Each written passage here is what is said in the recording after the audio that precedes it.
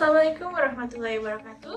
Perkenalkan, nama saya Hani. Saya dari kelompok 1 Manajemen Pendidikan dan ada anggota kelompok saya yang lainnya yaitu ada Angel, Desita, dan Nur Lailatul. Kelompok kami akan membahas mengenai manajemen sarana dan prasarana pendidikan. Yang pertama, mengenai sarana dan prasarana pendidikan. Pengertian sarana dan prasarana pendidikan menurut tim perumus penyusun pedoman pembukaan media pendidikan Departemen Pendidikan dan Kebudayaan dibedakan sesuai dengan fungsinya, yaitu pengertian sarana pendidikan adalah semua fasilitas yang diperlukan dalam proses belajar mengajar, baik yang bergerak maupun yang tidak bergerak, agar pencapaian tujuan pendidikan dapat berjalan dengan lancar, teratur, efektif, dan efisien. Sedangkan pengertian prasarana pendidikan adalah fasilitas yang secara tidak langsung menunjang jalannya proses pendidikan, seperti halaman, kebun, atau taman sekolah, jalan menuju ke sekolah, tata tertib sekolah, dan sebagainya. 2. Manajemen sarana dan prasarana.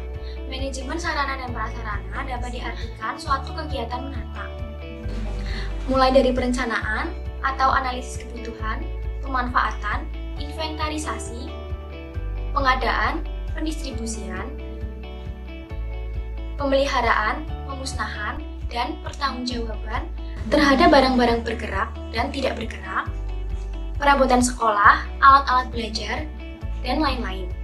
Dengan adanya kegiatan tersebut, perawatan terhadap sarana dan prasarana dapat berjalan dengan sebagaimana semestinya, sehingga bisa meningkatkan kinerja warga sekolah, memperpanjang usia pakai, menurunkan biaya perbaikan, dan menetapkan biaya efektif perawatan sarana dan prasarana.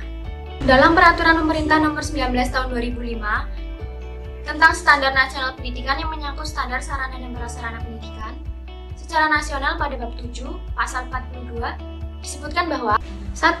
Setiap satuan pendidikan wajib memiliki sarana yang meliputi perabot, peralatan pendidikan, media pendidikan, buku dan sumber belajar lainnya, bahan habis pakai, serta perlengkapan lain yang diperlukan untuk menunjang proses pembelajaran yang teratur dan berkelanjutan. Yang kedua, setiap satuan pendidikan wajib memiliki prasarana yang meliputi lahan, ruang kelas, ruang pimpinan, ruang pendidik, ruang tata usaha, ruang perpustakaan, ruang laboratorium, ruang bengkel kerja, ruang unit produksi, ruang kantin, instalasi daya dan jasa, tempat berolahraga, tempat beribadah, tempat bermain, tempat berkreasi, dan ruang atau tempat lain yang diperlukan untuk menunjang proses pembelajaran yang teratur dan berkelanjutan. Pada tanggal 16 Juni 2022, kelompok kami melakukan observasi ke SD Bokri Gondolayu, Yogyakarta, yang merupakan salah satu sekolah dasar swasta favorit di Yogyakarta. Di sana, kami mewawancarai Bapak Benisius Rahmat Basuki selaku guru TIK di sekolah tersebut. Dari wawancara dan observasi yang telah kami lakukan, menurut kami, sarana dan prasarana di SD Bokri Gondolayu, Yogyakarta sudah baik dan lengkap. Sarana dan prasarana meliputi 12 ruang kelas yang memadai, dengan masing-masing ruang kelas memiliki meja dan kursi yang sangat terawat, sebuah proyektor, 1 unit komputer, sebuah rak buku, loker penyimpanan barang siswa, hand sanitizer, dan sebuah galon air minum, serta alat-alat kebersihan yang lengkap. Dalam setiap ruang kelas tidak terdapat fasilitas yang rusak seperti bangku, meja, jam dinding yang mati, dan semacamnya. Terdapat sebuah perpustakaan dengan buku-buku yang lengkap, fasilitas kesehatan berupa ruang unit kesehatan sekolah atau UKS dengan perlengkapan yang lengkap, sebuah ruang majelis guru, sebuah ruang tata usaha, sebuah ruang musik, sebuah laboratorium IPA dengan alat-alat laboratorium yang lengkap, sebuah laboratorium multimedia, 1 laboratorium studio untuk pembuatan video pembelajaran,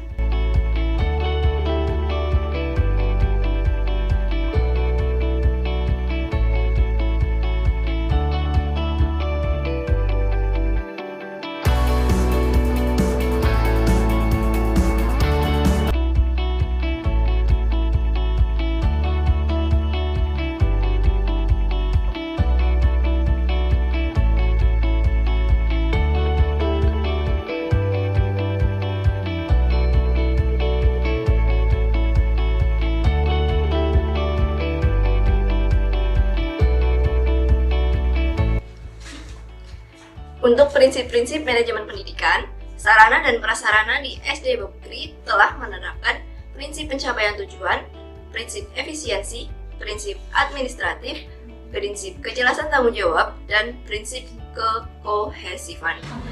Nah, sementara fasilitas di SD Bokri sendiri sudah memenuhi fungsi manajemen sarana dan prasarana, baik dari perencanaan, pengadaan, penginvestasian, pemeliharaan, penggunaan sarana dan prasarana, terutama pertanggungjawaban karena sudah bertanggung jawab atas sarana dan prasarana.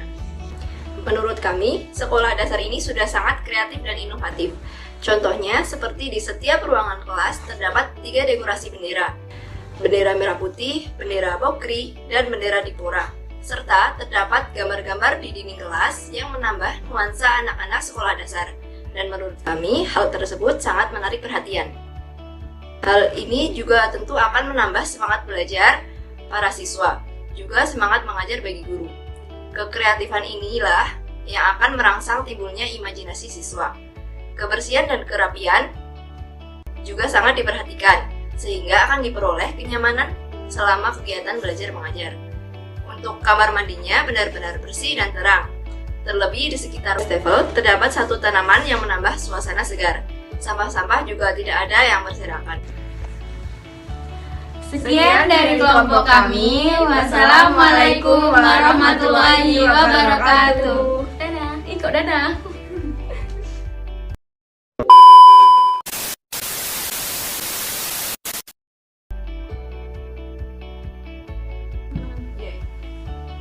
Sekian dari kelompok kami. Assalamualaikum.